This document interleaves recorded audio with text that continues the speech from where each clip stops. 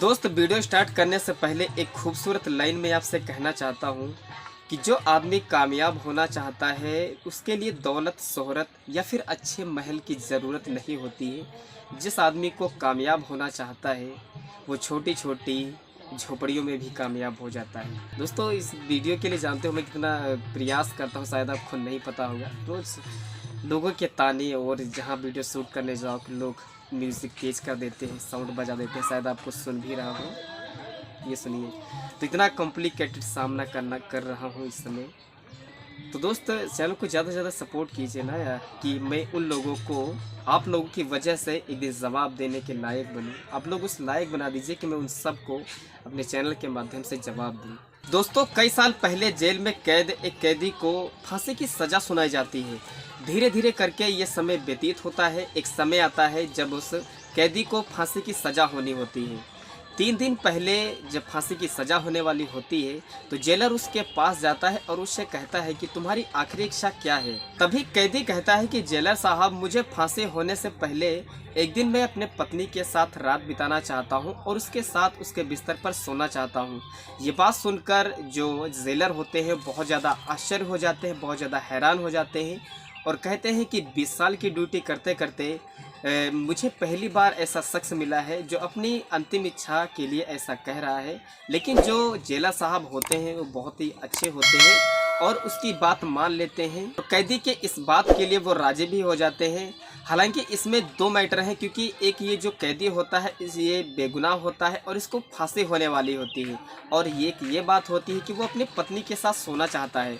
दोस्तों, वो क्या सोचकर वो अपने पत्नी के साथ सोने के लिए कह रहा होगा, तो आइए जानते हैं दोस्तों पूरी घटना को इस वीडियो के माध्यम से।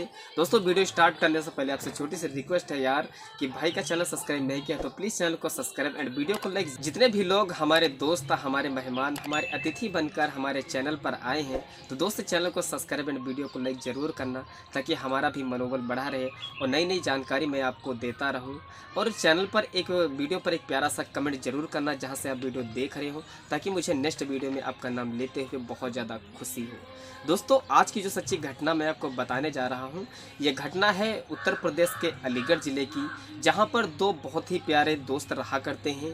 एक का नाम सुबोध, एक का नाम प्रमोद होता है।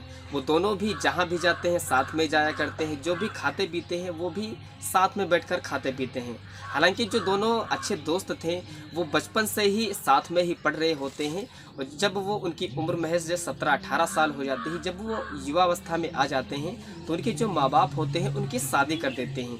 शादी करने के बाद उनके पास पैसों की दिक्कत आने लगती है, समस्या आने लगती है। तो वो दोनों सलाह करते हैं, कहते हैं कि चलो भाई कहीं बाहर काम करने के लिए चलते हैं। तो दोनों जो दोस्त होते हैं वो आपस में राज़ी हो जाते हैं, और राज़ी होने के बाद अपना अपना बैग पैक करते हैं और वो शहर किसी कंपनी में काम करने के लिए चले जाते हैं। और जब दोनों कंपनी में काम करने के लिए चले जाते हैं तो वहाँ पर भी दोनों एकदम दोस्त के जैसे रहते हैं, साथ में घूमना टहलना, साथ में सोना, साथ में टाइम से काम पर जाना।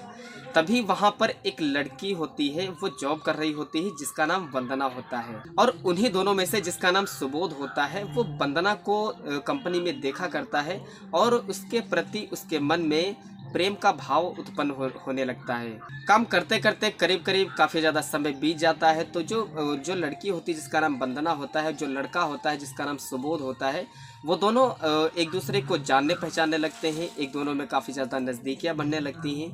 तो जो सुबोध होता है वो एक दिन अपने प्यार का प्रपोज करता है। जो वंदना होती है वो उसके प्रपोज को स्वीकार भी कर लेती है। तभी वो दोनों छुप छुप कर मिलने लगते हैं एक दूसरे से। एक दिन जो उसका दोस्त होता है प्रमोद, वो उसको अचानक से देख लेता है। देखने के बाद वो वहाँ पर तो उसको कुछ नहीं कहता है, लेकिन जब रूम पर दोनों जाते हैं तो जो प्रमोद होता है वो सुबोध से कहता है कि भाई यार मेरी भी वंदना से सेटिंग करवा दे। तभी जो सुबोध होता है वो उसकी बात सुनकर बहुत ज़्यादा आश्चर्य हो जाता है, हैरान हो जाता है। कहता है कि ये कैसी बात तू कर रहा है, क्योंकि आज के समय में सब कुछ चलेगा भाई, लेकिन जो गर्लफ्रेंड है वो कोई किसी को नहीं देने को तैयार होगा। उसी दिन से लेकर बहुत ज़्यादा विरोध होने लगता है, बहुत ज़्यादा लड़ाई झगड़े होने लगते हैं, एक दूसरे के साथ उठना बैठना छूट जाता है।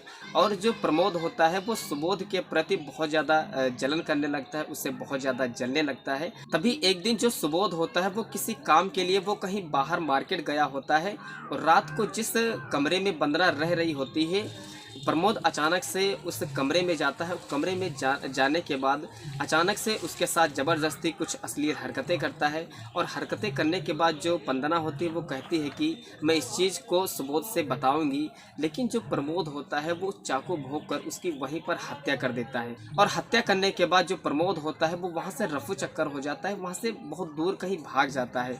और भागने के बाद जब तभी जो सुबोध होता है जब मार्केट से वापस आता है तो वो वंदना के कमरे में जाता है।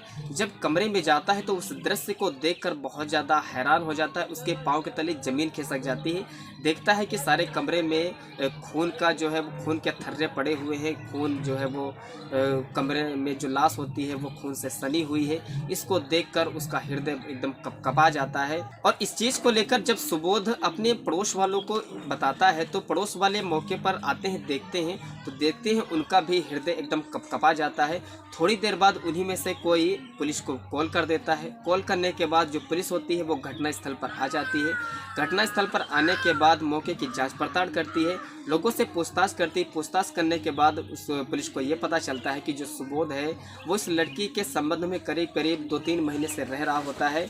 अच्छा, उस समय जो पुलिस को साक्ष्य मिलते हैं एक कानूनी तौर पर वो सुबोध के खिलाफ ही सबूत मिलते हैं। तो पुलिस जो होती है वो सुबोध को अपने साथ वो जेल ले जाती है। जेल में ले जाने के बाद एक केस भी चलता है। उस पर केस चलने के बाद ये मामला जो है वो कोर्ट में पहुंच जाता है।